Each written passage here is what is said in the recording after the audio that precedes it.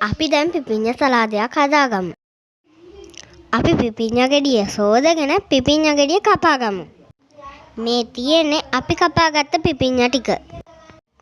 කපාගත් පිපිඤ්ඤ කෑලි ටිකට ගම්මිරිස් කුඩු ටිකයි ලුණු කුඩු ටිකයි දාගමු.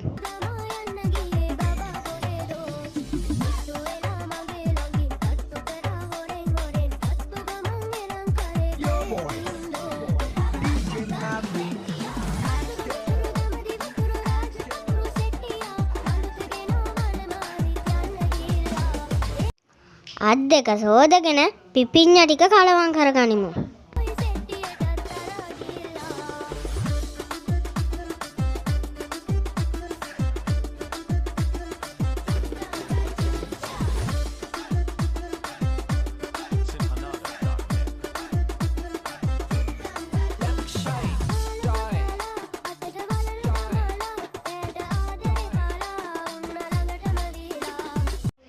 රසට තියෙයිනේ.